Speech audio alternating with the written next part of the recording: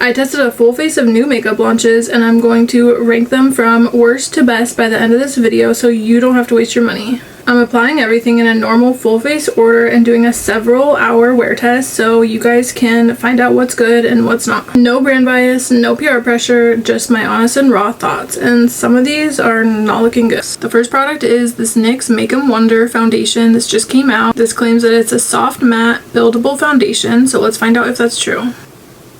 Right away, the formula is feeling very lightweight. It doesn't feel like anything is on my skin. It doesn't feel like a mask. It doesn't feel heavy. It applies very smooth and nicely. Here's how it's looking applied to one side of my face. Now we're gonna see if it's buildable. I took some on my sponge and I'm just gonna add some on top here.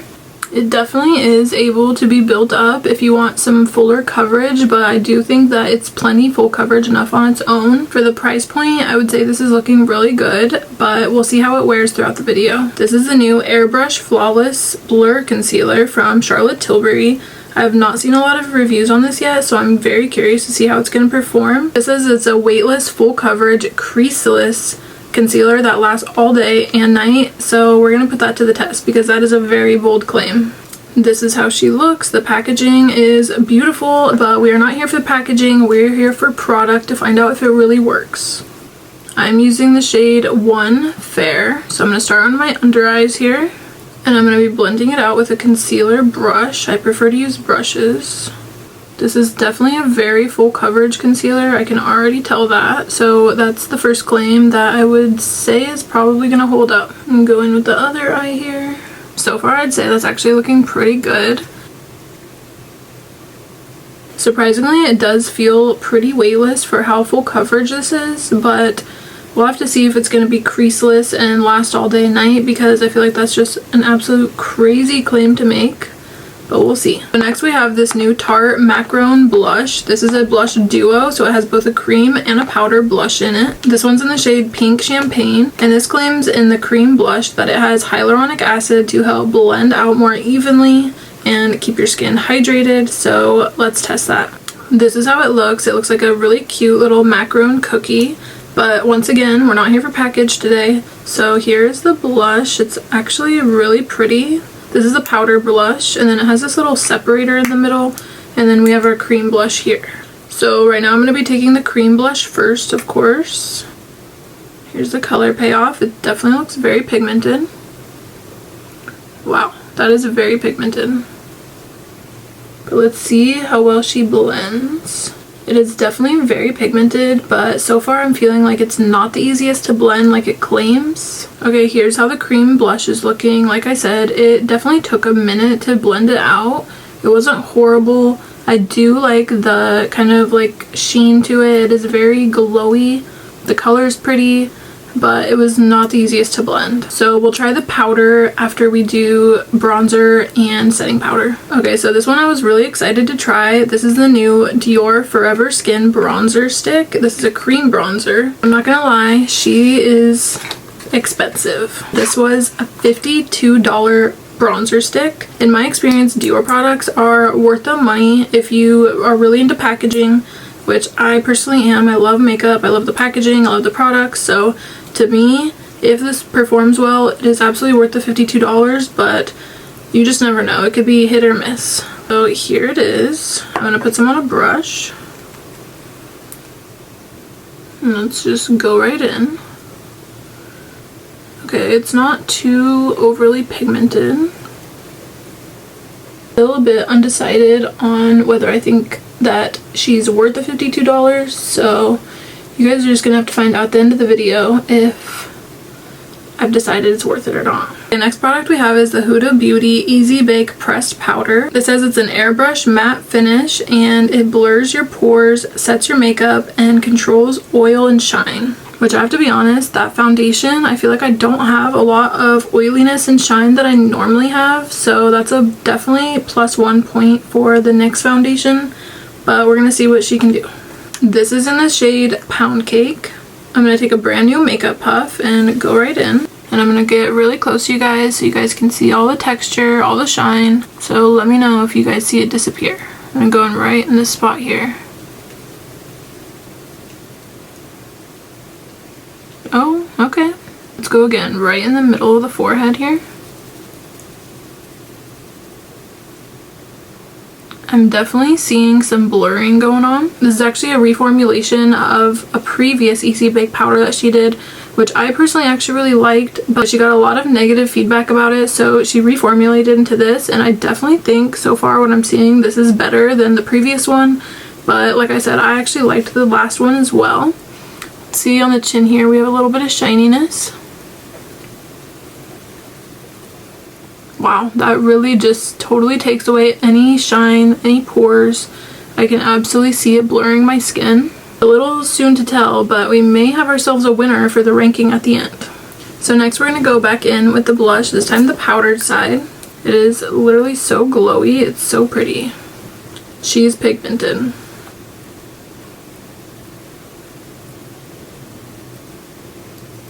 It definitely gives a good amount of pigment. It gives a very glowy, very pretty color. If you pick this up, you definitely want to be a little light-handed with it because she's pigmented.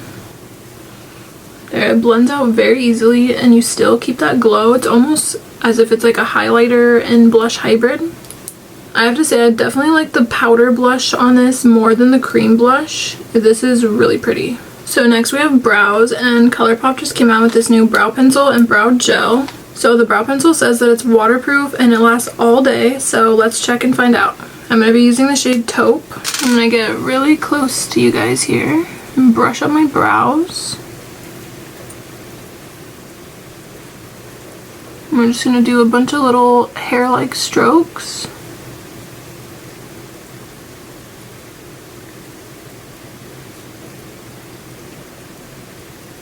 Okay, it's not looking too bad so far. Now let's do this side.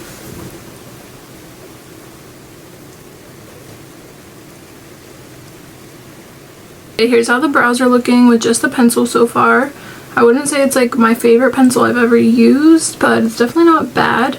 ColourPop is very inexpensive, so I definitely don't think it's a bad pencil for the price whatsoever. And now we're going to try the brow gel. This is the Brow Boss 24-hour lifting brow gel. These brands are making some very, very bold claims, claiming stuff that's gonna last all day, all night, 24 hours. Like, that is just crazy. Do you guys think I should sleep in my makeup and show you how it looks in the morning? Maybe we'll do that. So now I'm gonna go in with the brow gel and see if this can last 24 hours, which I find to be crazy. I already can tell, I feel like that this is not gonna hold for that long. It feels very thin. It doesn't feel very like sticky, but I'm not gonna judge it too quickly. We're gonna give it some time. Okay, so there's the brows. So I already did my eyes. I did not have a new eye product to try out, so next we're gonna move on to lips. So for lip products, I have these new L'Oreal Blur Filler Lip Contour Sticks. So we're gonna try these out. It says right in the name that they are blurring, so let's check them out. I got 4 different shades here. I think I'm gonna do this more like rosy shade. This is in Worth It Medium. These definitely really remind me of the Rhode lip contours. They're definitely similar in size and shape. They glide on very nicely. They blend very easily. I think they're really pretty. Last but not least, I have these SheGlam Lip Oil Balms. So these claim that they're nourishing, they give a juicy wash of color to the lips, and they glide on smoothly. So let's see. I think I'm gonna go in with this lightest shade, Barely Blushed. Here's how they look. I really like the packaging for being such a cheap product. They look very high-end. So I'm just gonna go right over the top. They definitely glide on beautifully. I really like that. They're very juicy. They have a little bit of a sparkle to them. They feel really nice. So the makeup is basically all done. I'm just gonna go pop on a lash real quick, and then when I come back, we're gonna talk about the ranking of the products and what product I am gonna reserve for the #1 spot and the worst spot. And I will give you my final rankings at the end of the video. Just as a first impressions, after just applying everything, I'm already kind of getting an idea for what's going to be on the chopping block and what's going to be my highest ranked, but I want to give it some time, of course, to wear and see how it goes throughout the day. So I'll be checking in with you guys soon. Many hours later. Now for the most important part of the video, the ranking. The last place product would have to go to, sadly, the Dior bronzer stick. For the price point, I just was not that impressed with it. It was not buildable or full coverage enough for my liking. If you like a really natural bronzer stick, then maybe you would like this, but for the $52, the packaging is not that special compared to other Dior products, so I hate to do it, but this is definitely the last place ranking. Next, for the runner-up, I sadly have to say the Charlotte Tilbury concealer.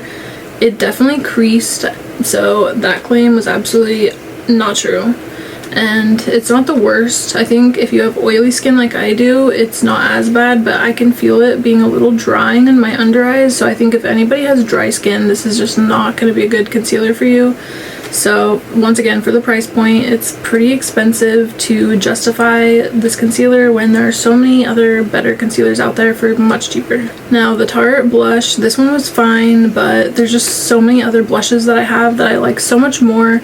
The powder actually wasn't bad. I actually liked it. I thought it was really pretty and glowy, but the cream especially just didn't do it for me. Now the NYX foundation really surprised me. I haven't really found a NYX foundation I've loved, so I was really pleasantly surprised with this. It performed well, but it was not unique enough to be my #1 pick. And the best product for the entire face of makeup is the Huda Beauty pressed powder. This actually really wowed me.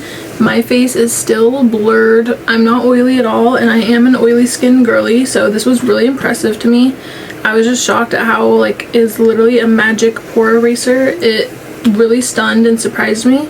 I don't know why, because Huda Beauty does powders really well with the loose baking powder, but I was pleasantly surprised with this, and this absolutely would be my #1 recommendation. If you're going to pick up anything from this video, let it be this. Now, in my next video, I'm going to be testing the new Maybelline Cloudtopia blushes, and I'm a little skeptical. I've heard a lot of hype around them, and I'm not sure I trust the hype, so we're going to test it out together, so stay tuned.